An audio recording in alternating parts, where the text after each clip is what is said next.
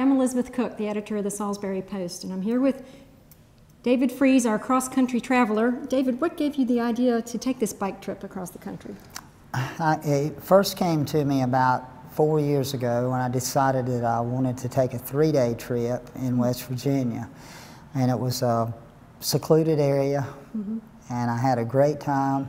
Saw 12 people in 3 days, had a wonderful time, got back home and started to think, well, what would it be like to do that across the country? Was there ever any point in the trip when you thought, oh boy, what have I gotten myself into? The first couple of days. I told several people the first day, the very first hill that I had to climb seemed to be one of the hardest. I could not, I couldn't gear the bike down any farther. I still had to get up over that hill. And I thought, gosh, if it's going to be like this, and I knew it was going to be worse, I thought, what have I gotten myself into? Wow. What was the steepest or the highest mountain that you had to go over? The highest mountain was in, it was called Hoosier Pass, and it was in Colorado, and it was 11,500 feet. Wow, how was that? Terrible.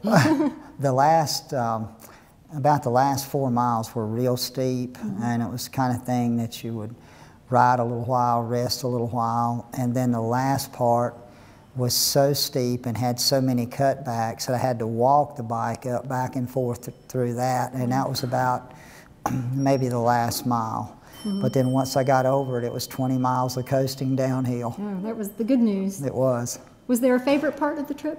I think the favorite part, maybe my favorite state was probably Oregon, because in Oregon they're really cyclist friendly, and I had a whole lane, a road lane to ride in.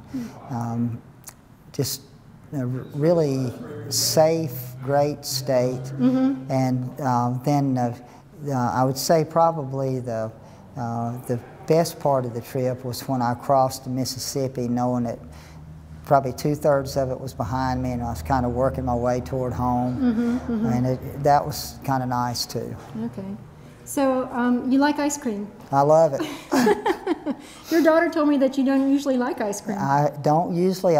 Before this, I have not been a big ice cream eater at all, and I even for some reason before I even started on the trip, I told one of them, I bet I'm going to eat ice cream on this, and they bought me a Burger King card to get those 50-cent cones. Oh, yeah. And so the hotter it got, the more I realized that I really wanted the ice cream.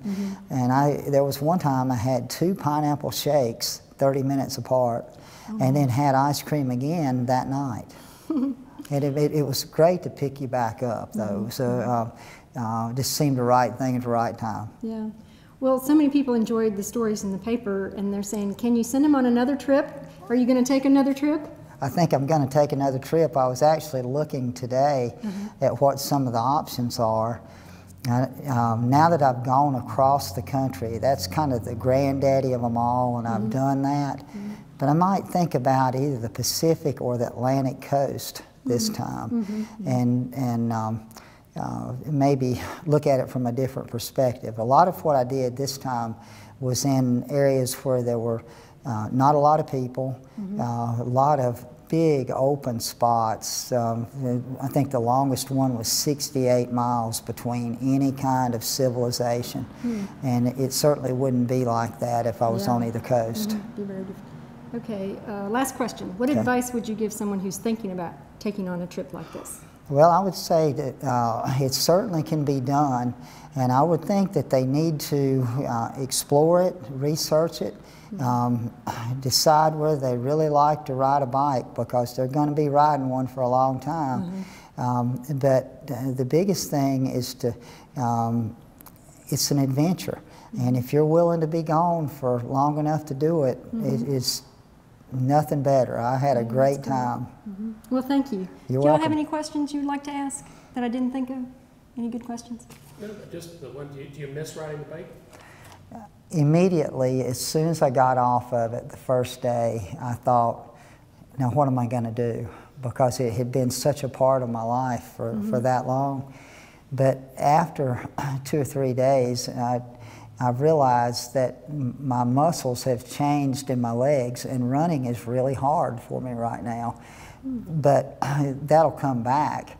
But I need to kind of balance that running and cycling, so I'll be doing a lot more running and less cycling over the next few weeks. Okay. We had the duathlon about a month from today in Kannapolis. My Rotary Club's doing run, bike, runs. Yeah, that might be a good fit. That's Yeah, right. yeah, it might. It If might. you compete, we'd love to have you there. Well, I've never had this kind of quad muscles in my legs, and people have seen me since I got back and have noticed that. But that kind of is a hindrance as you run, because it makes your upper legs heavy and they're not as fluid as they normally would be. So I'll have to get kind of balance it again. Okay. Just for my notes, I know we've got it, but how many total miles did you log on the bike? 4,164. How many tires did you go through? It's still the original tires, but Oh, wow.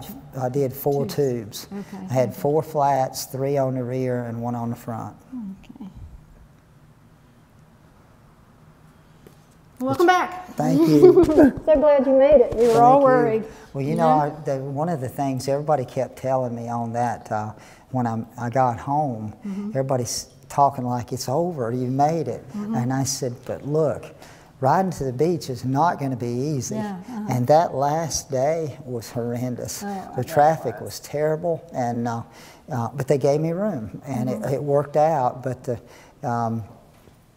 I was so glad that after all the hype of it and everything, that I made it to the beach. Everything was okay. We got that picture made. Yeah, yeah. And it was Well, what good. went through your mind, sort of, as you did dip the tire into the water on the Atlantic? I guess I had kind of expected it for me to be a big emotional moment, but the emotional moment came when I was able to see the ocean. As I got to Myrtle Beach, you know, I think it's on 3rd Avenue, you can see the ocean out in front of you, and I thought, I've done it, I've done it, and then kind of the tears kind of welled up a little bit. But then there were so many people around when we did the actual tire dipping, everybody was talking. It didn't seem, it wasn't quite as big of a deal, but the emotion was definitely there. It just didn't come out at that particular moment. Yeah, I guess it was a little anticlimactic. It was at that after all point, that. yeah. Yep. Well, I thought you were smart to start out there and come home. So Yeah. you're always getting closer and closer to home. I did it for that purpose because I knew I would do better, or felt like I would do better coming home. Plus the winds, the prevailing winds across the country are from west to east. And where it didn't work out was in Kansas, where it was just beating me up. But pretty much everywhere else I got those prevailing winds. Oh, that's And that little push is great. yeah, everything helps. How many hours a day did you? I probably averaged riding maybe 10 hours a day, Okay. something like that. Or actually, I won't say that I was actually riding all that time, because I would stop to eat and stop to go to the bathroom, and sometimes stop to figure out directions and stuff. But my average mile per hour was about 11. The bike keeps that, and that considers all that time where you stop and do those other things. But I think probably on the bike 10, but there was a couple of 14s in there, and of course, but I took 2 afternoons off too. Good. So that helps some. Yeah, early on I sent him an email and said, don't you think you should take a day off? Yeah. I was really worried about you. I know. And I was just expecting all along that the weather was going to cause me to have to take one. Like, remember that day that it was really cold and rainy, and it was just miserable. So I quit a little bit early that day, and I thought, well, there'll be more like that. There never was. There never was another one like that. That's good. Good time. Somebody suggested that we have a contest to name your bike. Yeah, that'd be great. Yeah.